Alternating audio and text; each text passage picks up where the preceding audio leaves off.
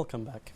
Bahrain's hosting of the 33rd Arab Summit underscores Bahrain's commitment under the leadership of His Majesty King Hamad bin Isa Al Khalifa to supporting joint Arab action, enhancing Arab solidarity, and bolstering Arab capabilities in addressing current regional and international challenges.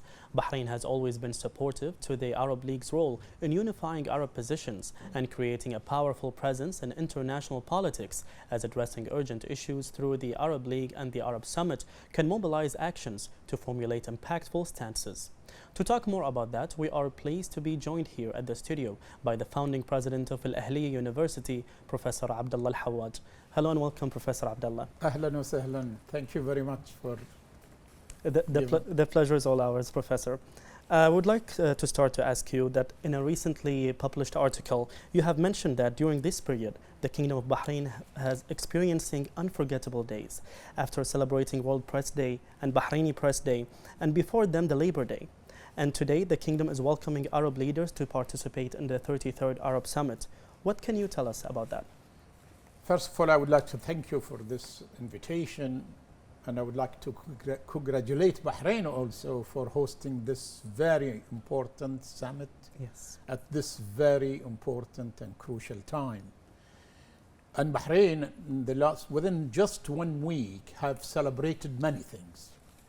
The world press, the Bahraini press, and this shows you the importance of press and the importance of the fourth يسمونها الحكومة الرابعة وكذا. These are very important issues, and now we're hosting for the first time this very important summit. This shows that although Bahrain is a small country with a small probably number of people, but with a great aspirations, with a very huge vision. So Bahrain, the small country today, it's the focus of the whole world, and so many people will expect a lot of things happening in the next 2 days in Bahrain. So I hope really, and I wish really, that we fulfill what's all the Arab people and nations are looking for. It's a chance, and the burden is put on us in Bahrain, and I'm sure that His Majesty the King and His Highness the Prime Minister and the government of Bahrain will be able to lead for the next 1 year, inshallah. And Professor Abdullah, you have mentioned Bahrain hosting of the historic Arab Summit. What does this represent for the Kingdom of Bahrain on the Arab level? I always think, security is so important, that Bahrain feel very secure, belong to the Arab nation, the Arab world. We feel solidarity and integration is a very important for Bahrain, and it's very important for all the Arabs. So this is for me very important. So to host this very important summit with all these countries, so many of the leaders are in Bahrain. As I said, Bahrain is a small country, but the aspiration is so big and the vision is very, very clear. We know that we want to make sure that any Arab feel the benefit of being among the Arab world, feel more secure, he feel more sustainable things can happen. When you feel secure and you feel happy, you can develop your countries. And that's the reason why I think hosting this conference will make the Bahrainis, like all the other Arabs, feel the importance of the Arab nation, the importance of the Arab League, the importance of being united, because it's very clear that the world does not respect weak countries. So when we are united, we make sure that our stand is respected by the whole world. And this, I'm hoping what will happen, and this will be the outcome, inshallah, of the summit. The Arab nations, with their history, cultural values, human resources, creative talent, and distinctive strategic location, and diverse natural resources, are capable of furthering strengthening their joint action and integration. What can you tell us about that? That's what I'm always talking about. The very important, the distinctive location of Bahrain in the middle of the world, from the Arabian Gulf to the Atlantic Ocean. All the Arabs, here, we have very, very important passages for the whole world, for the trade of the world.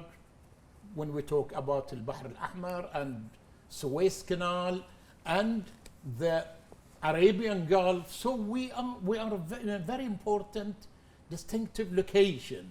And the most important, there is a lot of resources in the Arab world. I mean, first resources when we talk about the oil, and there is a lot of gas in the Arab world. So we, as a united Arab nation, should be a very important in the whole world.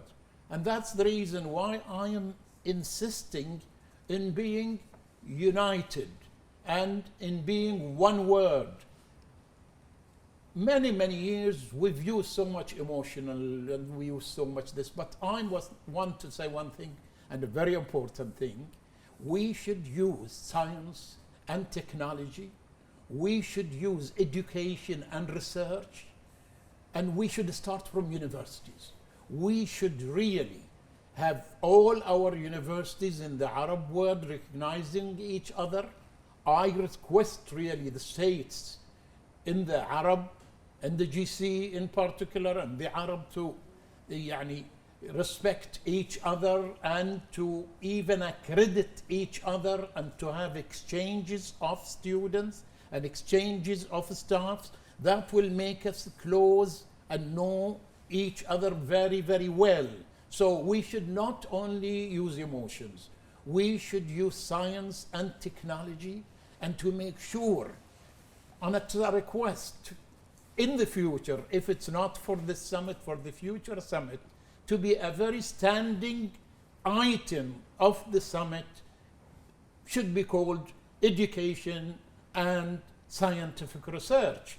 And we should really ask everybody to invest in education, to invest in, and that's how any Arab will feel the benefit of being a part of the Arab nation.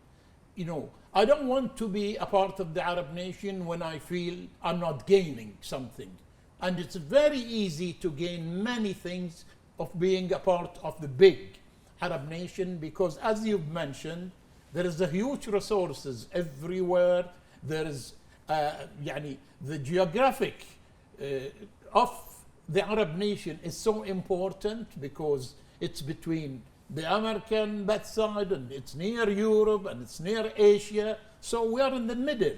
So we do have important geographic, we have important resources, we have important many, many things to make us a very important part of the future civilization. And if we want to be a part of the civilization really, we must work together, we must support each other, because solidarity and integration of the Arab nation is a must to make us a very important equation and to make the others respect us. And I will hope, and wish that in the conference, that they will make sure that no state among the Arab goes alone. We must really go together, and we must really be all the time asking each other, and to have one common cause is to make the Arab... Professor Abdullah, I'm sorry to interrupt you.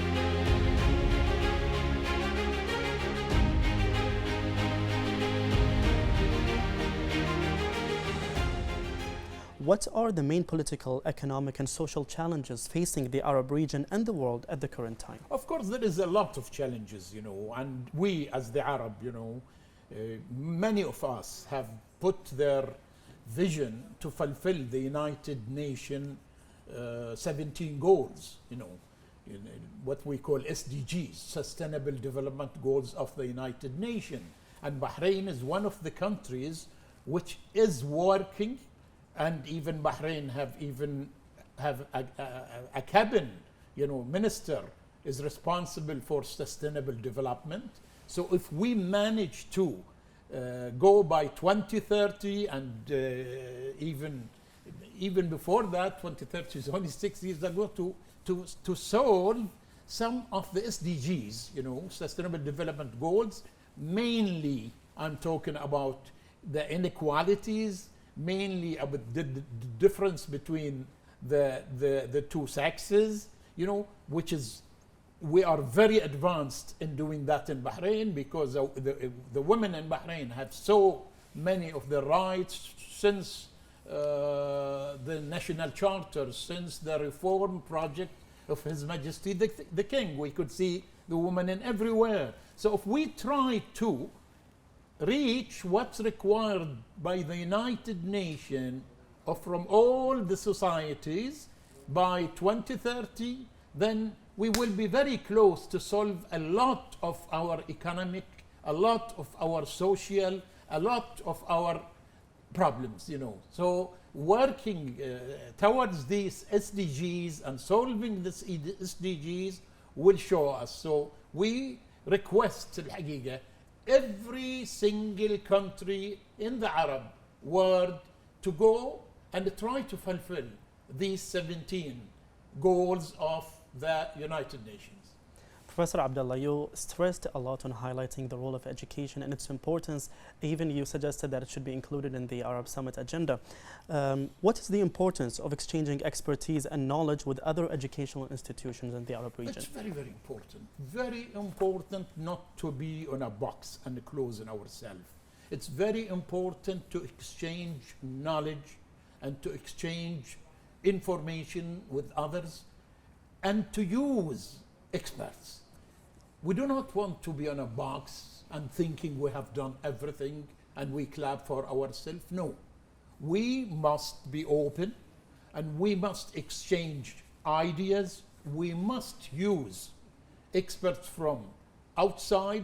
There's countries who are 200 or 300 years before us in education. So we will use their information, we will use their knowledge, we will use their experts, but at the same time, we should not be only borrowing or consuming. We should be a part of the whole, and that's the reason why I said we should be really producers. We should work with them together. Yani I'm always supporting affiliations with others, with for example, in a university, in Ahlia University, since we started 23 years ago, and since the beginning when we started thinking of it 30 years ago, I had affiliation and relation very clearly with the Brunel University in London, and alhamdulillah it's been going on for the last 20 years very successfully. We have graduated about 80 PhDs working in Bahrain and Kuwait and Saudi Arabia and in the whole GCC, and they're doing very, very well. We have partnership with the George Washington University, which is one of the large universities. We are exchanging students with many universities from France, So we believe in international relations. We believe in exchanges. I come to the Arab world. We should strengthen this in the Arab world, in the Arab university, and that's why I keep repeating myself. Recognition is very important. For example, we have very good universities in Bahrain, being accredited locally and accredited internationally. So we request the GCC first, then the other countries to recognize them and to accredit them, because this is the only way where we could feel each other and be involved in research and be involved in education. And this is the only way of strengthening the ties between us. You know, we as Arabs are emotionally very well. We have married from each other. You know, when you go to any country, you will find their relatives, you will find their cousins.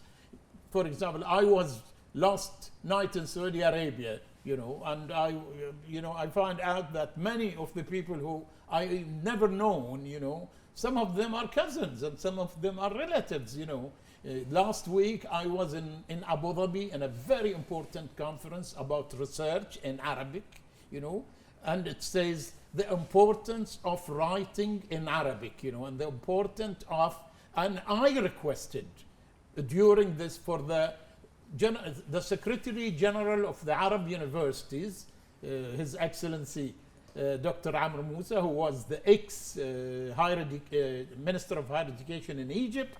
I told him, you should write to the Arab League and request the Arab Summit to discuss these important things, because that's how we become a part of the advanced world, how we become a part of this. For this reason, really, I do believe that summits are very important and the leaders should really listen to us, you know, in these aspects, you know.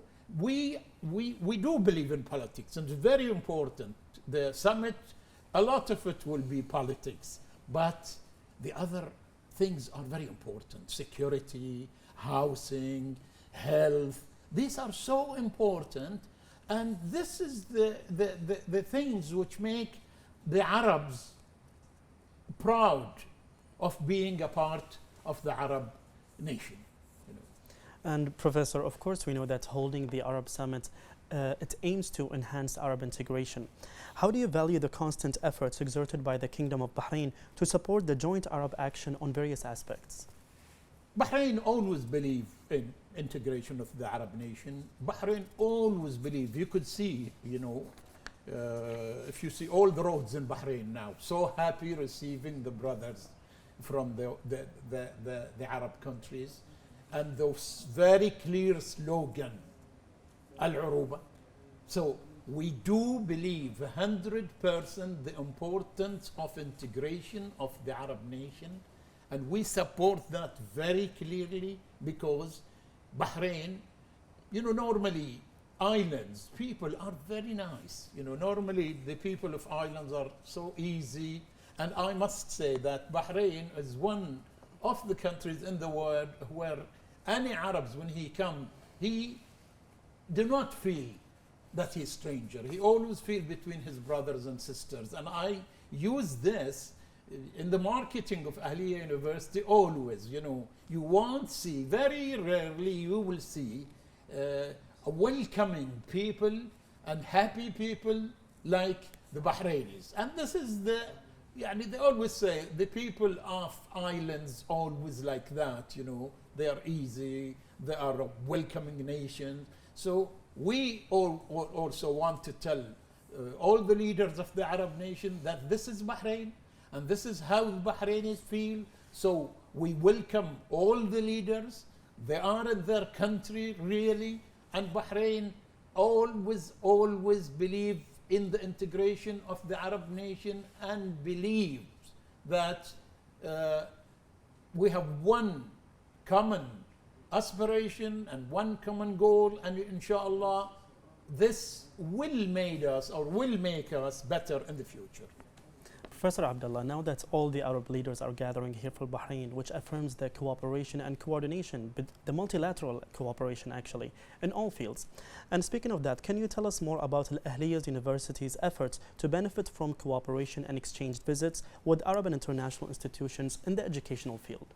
Certainly. For example, Ahlia University, since it was established in 2001, and I must tell you very clearly, this is the first university as the first of the reform project of His Majesty the King. It came very clearly in the National Charter in Chapter 1 under the heading of Education and Science, that the country support the establishment of private universities, and this is the reason where I keep repeating, that we must work through science, we must work through education. So when Ahlia, I was certainly very, very pleased when I was selected by His Majesty to be a member of the higher committee for the national charter, and I was representing the education sector there. I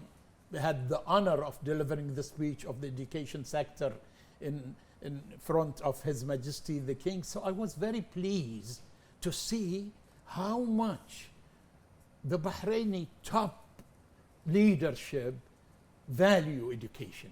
So it came in the national charter before even we talk about the government and how's the government. And it's in chapter 1 where it says, and the reason for that, we believe that investing in educating and teaching our children is a very important and it's vital.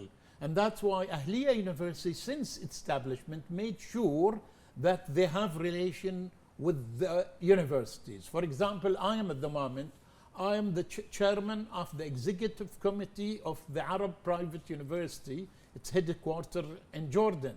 And I visit Jordan 2 or 3 times per year, and I can see the importance of the exchange of students, exchange of academics, exchange of staffs, because it's not only strengthen the ties, it also teaches a lot of things. And we become so close together when we know the shortages or the others. So I take from them and I give them, and I always told them, and I wrote a very clear equation about pull and push, where I would like to push some of my students to go to University X in Kuwait, for example, but I need somebody to pull them there.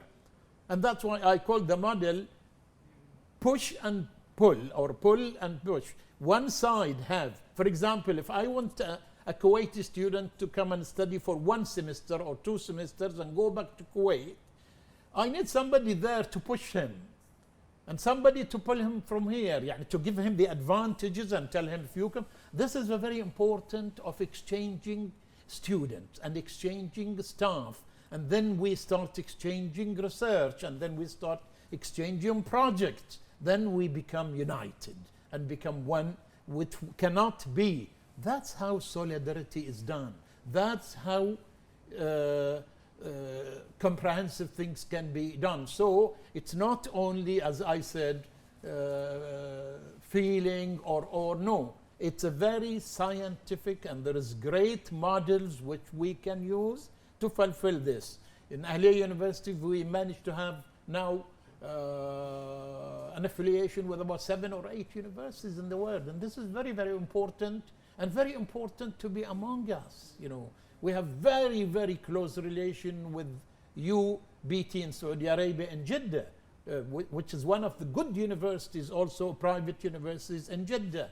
And Ahlia University and UBT in Jeddah are working together, and we are working in many, many projects together. This is really very important, and we could see the benefit of this work together. And speaking of the field of knowledge and the integration of the Arab countries and the fields of possible cooperation, from your point of view, what are the main fields that can witness upcoming cooperation between Bahrain and Arab nations in the educational field? Many, many aspects. First of all, as I said, we must start with the recognition of each other.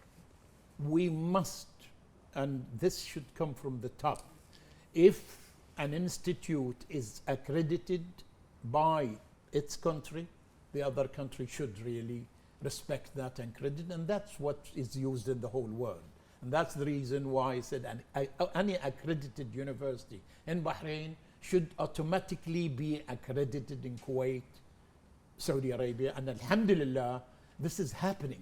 For example, Saudi Arabia a year ago, or just over a year ago, have accredited every university in Bahrain, which was accredited locally by the Bahraini authority. And this was a great step, So I hope that Kuwait will follow the same very soon, and I hope the others will do the same. أيضا. This is really, really important, and I take this because this is the beginning steps to make sure we work together, supporting each other. We should not invent the wheels. No, the wheel is invented.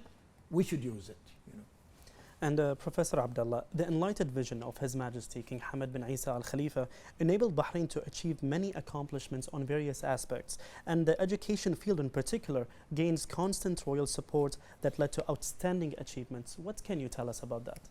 As I said to you from the beginning, when the king came with his reform project, education was at the heart of the project.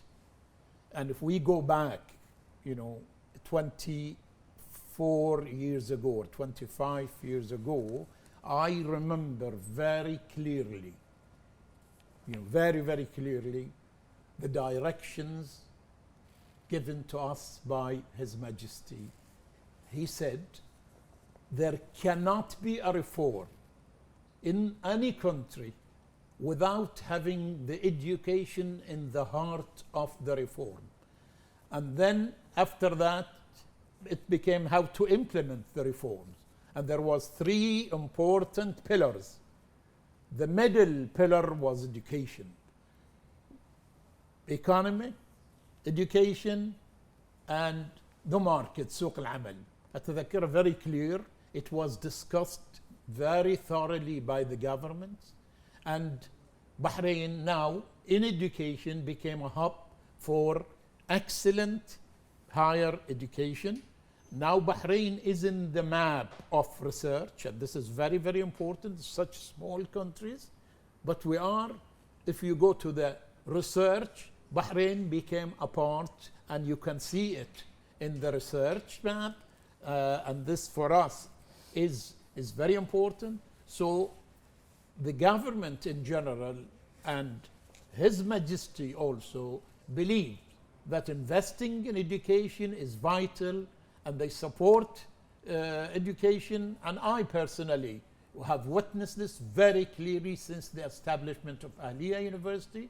We got the full support, and now we are building a new campus for Ahlia University, and this was also supported by the government and by His Majesty the King. And this how our country looks at education and higher education and research, because we do believe that these are very important ingredients for development.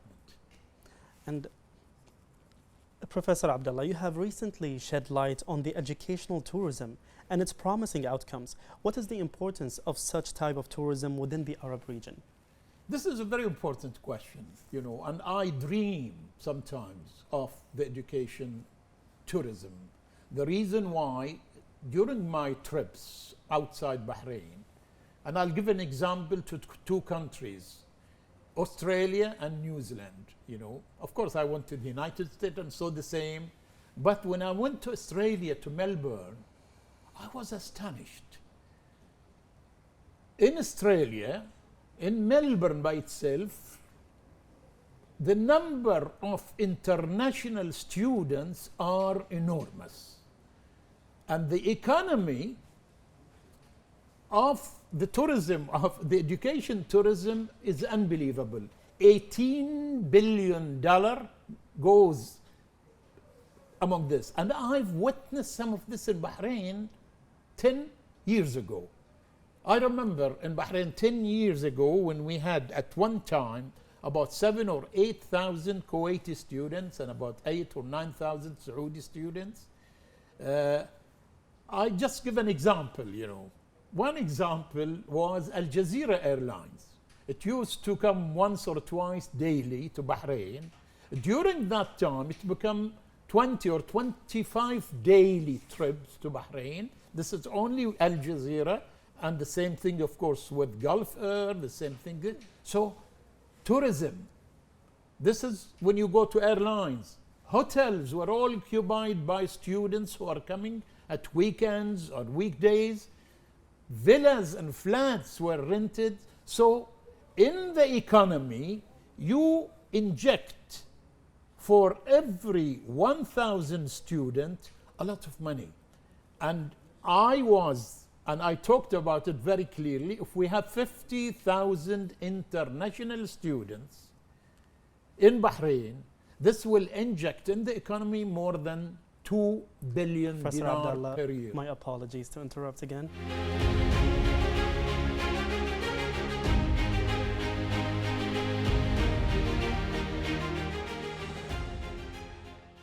Welcome back, and back to our discussion with Professor Abdulla Al-Hawaj.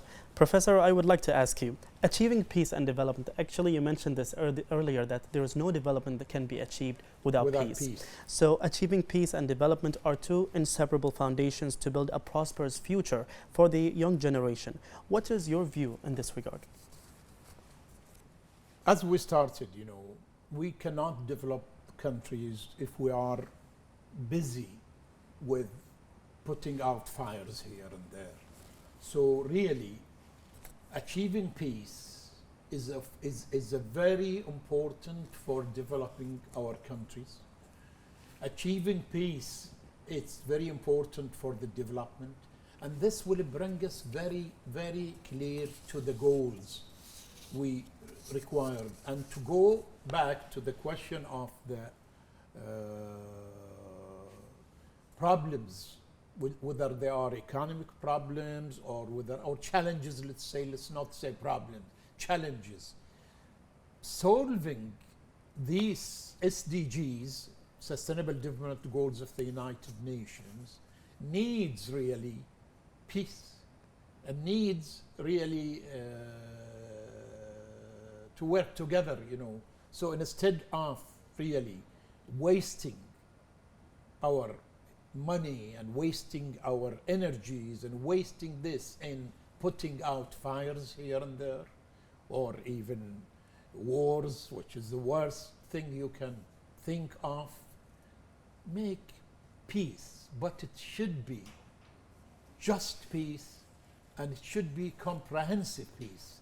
And that's what the message which I hope that the world leaders, and I insist of saying the United States and the Western powers, to hear it and to listen to it from our leaders today and tomorrow, because this is an important ingredient for development, and if we could really achieve it, then we will be able to achieve a better world in general, I remember when the corona started, when the problem came, and there was a sort of disagreement between America and China, we put our hands in our hearts, and we were going to be in a big trouble.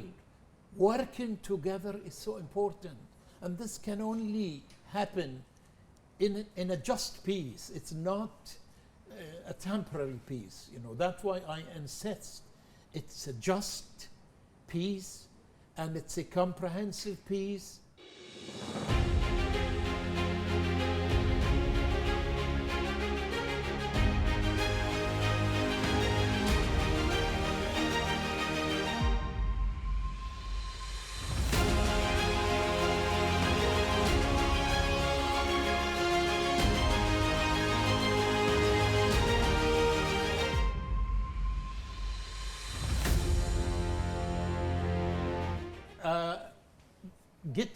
Getting peace and solving these problems will make us concentrate very clearly in development, and that's very important. And as I said, and I do repeat, some people, that education is so important, and that's why we must concentrate, and that's why I said more than once tonight, I want this to be a standing or a standing item in every summit for the Arab.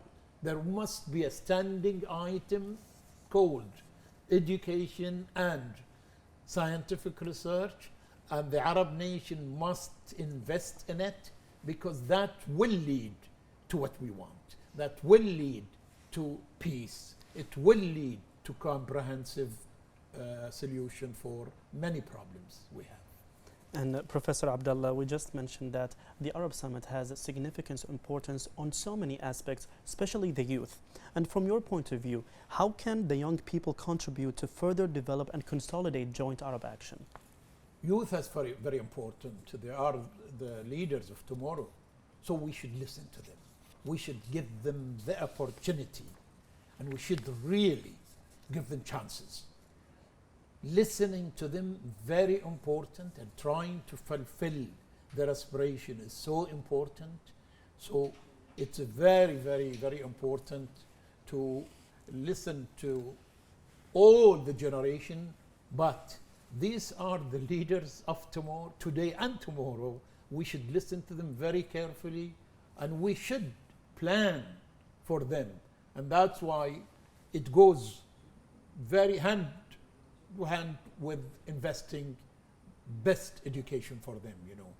That's how we make them believes, and we make them not only believes, we make them a part of the Arab. We want them to feel so proud of being a part of this nation. We do not want them to feel, sometimes, it's very sorry I'm to say that sometimes you get so upset and said, I don't want to be a part of this. No, I want every young person to feel so proud of being a part of the Arabs, and this is the beginning of fulfilling what we want to do. You have to start to believe things. They always say, if you don't believe in something, you will not achieve something. Even in selling something in the shops, I always tell people, even in the university, if you don't like the smell of a certain perfume, you will not be able to sell it. Because the customer will come and will tell you, can you give me a nice perfume?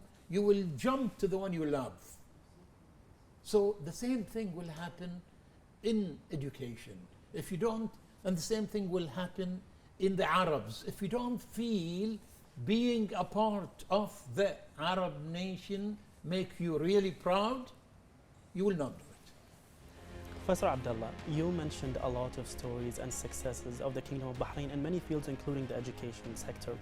So what is the importance of sharing and spreading awareness about Bahraini stories and successes?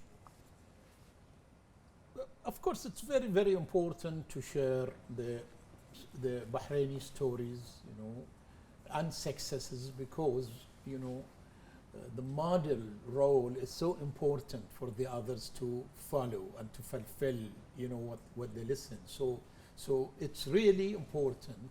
We're a small nation. We know each other. So it's really, for us, it's very important to share, first of all, the success stories.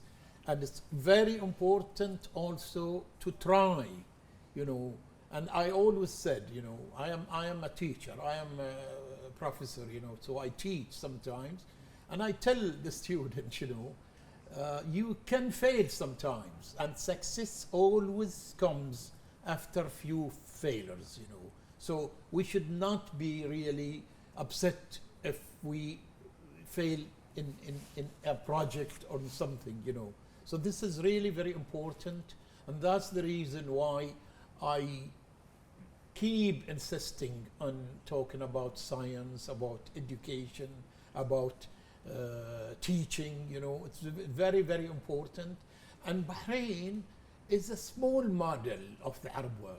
We have all this one common goal and one common aspiration. So we do replicate each other, and we, in my field, I've seen every single hurdle or every single challenge I have My colleagues in Jordan had the same. The colleagues in Egypt had the same. So it's very, very clear that we are going in the same cartel or in the same عربة يعني. ولذلك sharing stories and success stories are very important, you know. So alhamdulillah, with today, with the summit, with the Arab summit, where Bahrain, you know, يعني يقولون نورت, enlightened with all these very important visitors, brothers and sisters from everywhere in the Arab country. I do wish that His Majesty the King and his brothers, the kings, presidents, leaders and heads of all states to succeed, inshallah, in the outcome of this conference. And I will call it really the Solidarity Conference, and we need to make it solidarity and integration of the Arab world. And inshallah, you know, the message also reached them that education, science, technology at the center of every success and the center of all the future. So we must invest very reasonably in teaching, very reasonably in research. We must show the world that we are an integral part of the future advancement, if there is, you know. We should not be left as consumers, you know. This is a very important message, and today is an opportunity in this country, in a small country, everybody can listen to you, that this is the aspiration of the Bahraini people, you know, and the wishes of the Bahraini people for the success of the Arab Summit. And inshallah, and I'm hoping, and all of us in this country are praying that our leaders succeed in having that outcome, and to be the beginning also of a new انطلاقة inshallah for a better Arab world. Professor Abdullah, as you mentioned, Bahrain has numerous achievements, especially in the field of education, that earned world recognition and praise in this regard. Can you tell us how world countries benefited from the experiences of the Kingdom of Bahrain in the education field? Yes, there is a lot of stories we can, you know, say it, you know. For example, you know, I was in a conference in Abu Dhabi last week, you know, and we had something like 40 or 50 presidents of university in the conference, and we had many things to talk about. Bahrain is so small and so, but when you look at it, we can do a lot of things. I always tell my student at the classroom, do you believe it that Windows was originally the story of a Bahraini?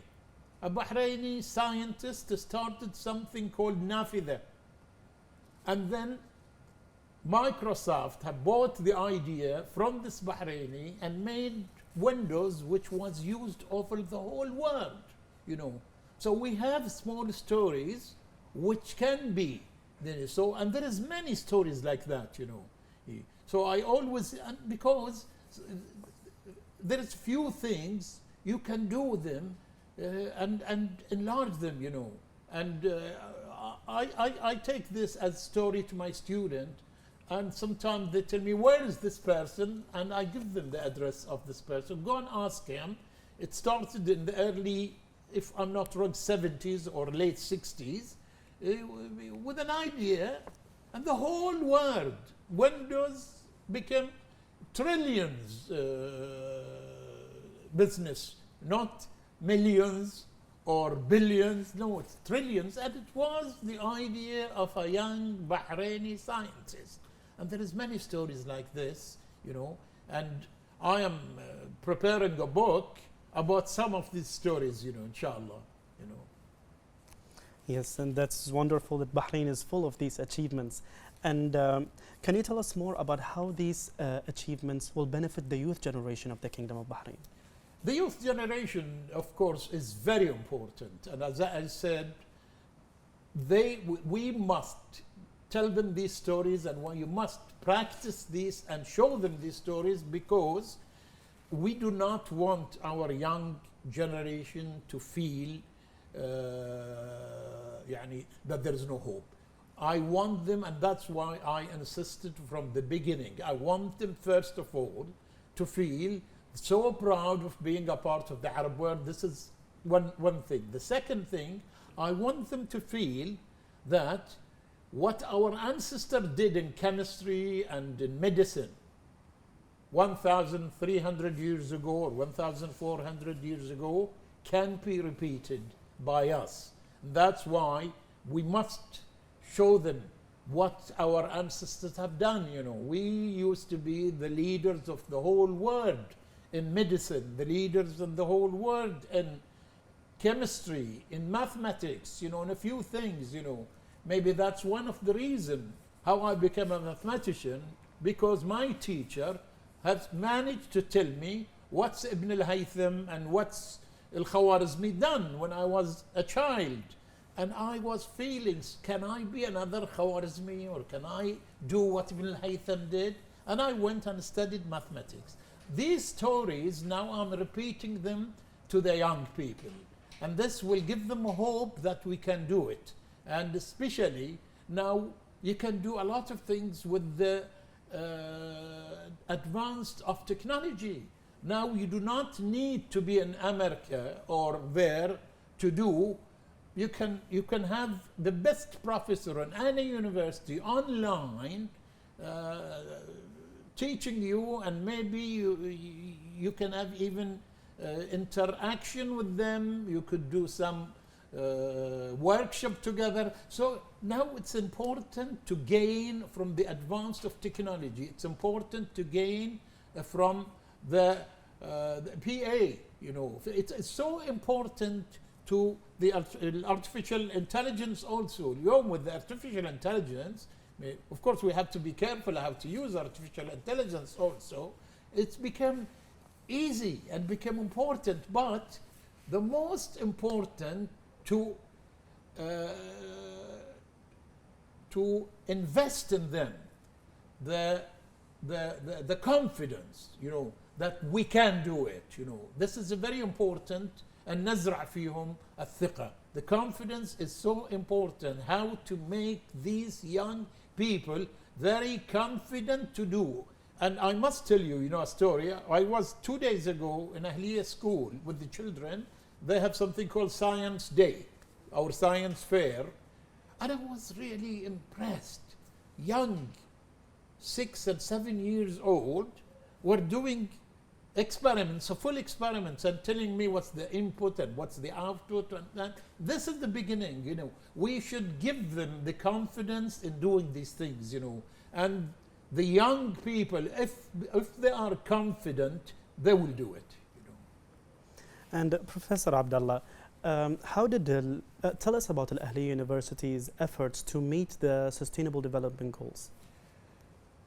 If you go to the United Nations platform or website, you will see Ahlia University is one of the partners. We believe in Ahlia University that fulfilling the United Nations 17 Sustainable Goals is a must for every institution, is a must for every country, but it started from different institutions. And it's not bragging, or it's not this. In quality of education, which is sustainable goal number 4 in the United Nations, Ahlia University, according to the Times Higher Education Sustainable My apologies, Development, Professor is Abdullah. number 10.